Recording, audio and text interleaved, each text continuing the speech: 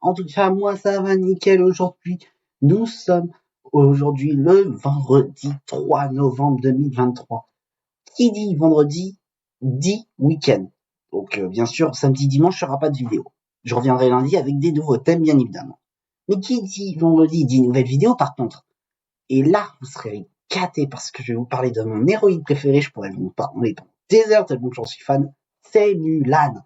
Alors déjà, il faut savoir une chose. C'est que Mulan, contrairement aux idées reçues, ce n'est pas une création américaine. Non, non, non, non, non, non. Enlevez-vous cette idée de la tête. Mulan est une création de la dynastie des Wei. Alors la dynastie Wei, elle a gouverné sur la Chine entre le 3e et le 4e siècle après l'ère de Jésus-Christ. Et c'est un poète qui un jour a fait comme un sorte d'haïku et il a décidé de baptiser Mulan, on prononce en chinois Mulan, comme s'il y avait un O devant le U. Nous on dit Mulan, hein, c'est la version française. Alors pourquoi je vous parle de Mulan? C'est parce qu'elle a une grande histoire cachée. Déjà, dans le poème, je parle bien dans le poème et non dans le Disney, elle a 15 ans quand son père est convoqué par le monarque.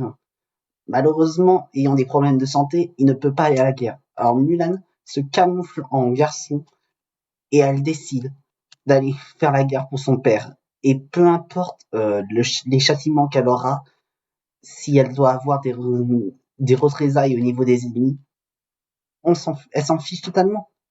Pourquoi? Parce que elle se considère comme un homme et non comme une femme. Une femme, pour elle, c'était je fais la vaisselle, je fais le repassage, enfin, c'est ce que je ferais les tâches aujourd'hui, mais enfin, toutes les tâches domestiques. Alors que les hommes sont sur le front pendant les guerres. Et c'est ce qu'elle voulait, elle. Sachant qu'elle avait déjà appris le karaté grâce à son père. Voilà ce que raconte en grosso modo, bien évidemment, à la fin du poème, on sait que Mulan sera légèrement blessée, mais elle, elle sera pas morte, elle sera encore vivante. Elle mourra quelques jours après donc cette guerre horrible. Maintenant, je vais vous parler du Disney. Le Disney est sorti en 1998. Déjà, vous me dites, oui, ça fait déjà 25 ans.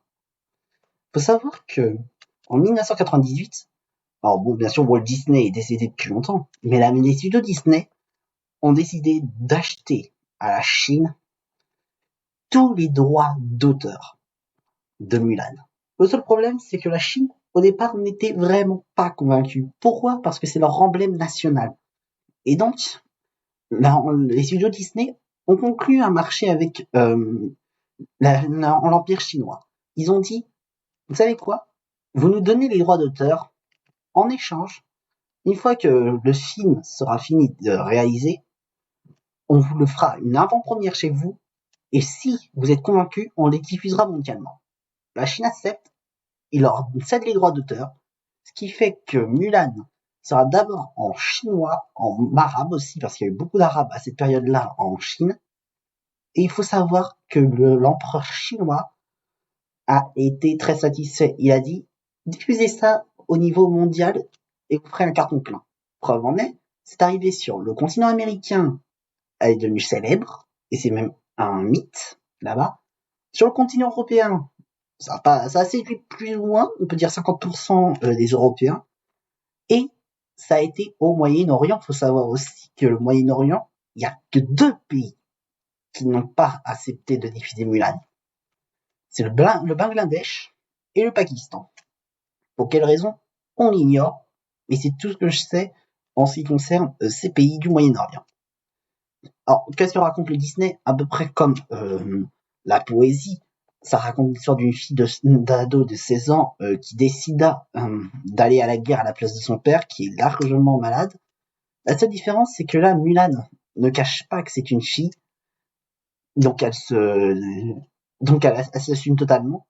Bien sûr, l'armée la rejettera, ce qui fait qu'il y aura un déséquilibre entre les hommes et les femmes en Chine au 4e siècle après notre ère. Donc, elle décida donc de se camoufler, de se transformer en garçon, pardon, et elle accéda à tous les exercices et tous les entraînements de l'équipe, de l'armée de Chine, du Nord en tout cas. Et malheureusement, elle se rend compte que le travail, c'est pas du tout ce qu'elle imaginait. On n'est vraiment pas. À un moment dans le Disney, elle voit comme un peu des remords et des regrets d'être partie à l'armée à la place de son père. Mais c'est pas ça le plus intéressant. Le plus intéressant, c'est surtout la fin. Bien évidemment, c'est comme dans le poème, elle sera légèrement blessée, elle mourra pas malheureusement, comme dans le poème, excusez-moi. Dans le poème, elle va mourir quelques jours plus tard. Et le truc, c'est que Disney a décidé de faire une deuxième partie parce que pour eux, c'était pas la fin. Donc il y aura un Mulan 2 qui sera jamais diffusé en France par contre. Donc on n'aura jamais su vraiment ce qui s'est passé derrière. Et il y a une chose dont je voulais vraiment vous parler, c'est de ceux et celles qui ont prêté leur voix.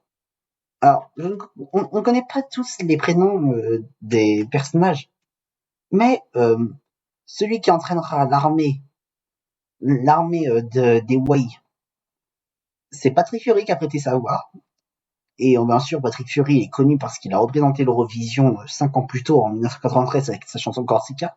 Cette même année-là, en 1998, il a été sur une tournée, mais n'empêche qu'il a quand même prêté sa voix à l'entraîneur de Chine, l'entraîneur guerrier.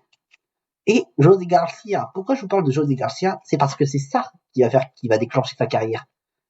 En donnant sa voix à des petits personnages d'animation. Et ensuite, il sera vite repéré, par exemple, comme par Luc Besson, pour Arthur et les Minimoys, où là aussi, il va prêter sa voix, mais qui fera beaucoup plus de succès que Mulan. Il faut savoir, une dernière chose sur Mulan, c'est que en Europe, je vous ai dit tout à l'heure, il y a 50% des Européens qui ont été satisfaits, d'autres moins satisfaits. Il faut savoir qu'à la base, il y aurait eu un grand musée en Belgique. Excusez-moi pour toutes ces hésitations, c'est moi qui ai eu mal à parler aujourd'hui. En Belgique, il y aurait dû avoir un grand musée spécial Mulan. Le seul problème, c'est pas leur emblème national.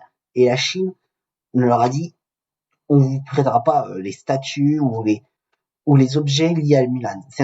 On peut pas. C'est notre emblème national. Donc le projet a été vite abandonné. Sur ce, c'était la dernière vidéo sur l'histoire réelle de Mulan. J'espère en tout cas qu'elle vous a plu. Si c'est le cas, n'hésite pas à t'abonner, n'hésite pas à liker, n'hésite pas à partager et surtout, partagez ma page. Je suis à quelques abonnés d'avoir la trentaine. Sachez que vous me donnez de la force tous les jours et c'est ça que je vois. En me donnant de la force, vous continuerez à aller plus haut et plus loin. Sachez que la semaine prochaine, ce sera une semaine spéciale rap. Oui, vous avez bien entendu, spéciale rap. Je vous parlerai des plus grands artistes rappeurs français lundi, mardi américain, jeudi d'un autre pays et vendredi d'un autre pays. Je sais pas encore lesquels, mais je voudrais vous parler donc du rap en général dans le pays dans lequel ça se passe. Par exemple, lundi, j'avais décidé de vous parler d'un rappeur qui est très à la tête en ce moment, de Damso. Alors Damso, on le connaît, bon, je ne vais pas vous en faire toute une présentation puisque ce sera lundi. Mardi, j'ai décidé de vous parler d'Eminem. Et jeudi et vendredi, de rappeurs plutôt côté oriental et pas occidental. Il faut découvrir le rap sous toutes ses formes. Sur ce, je vous souhaite une excellente fin de journée et encore merci de votre fidélité.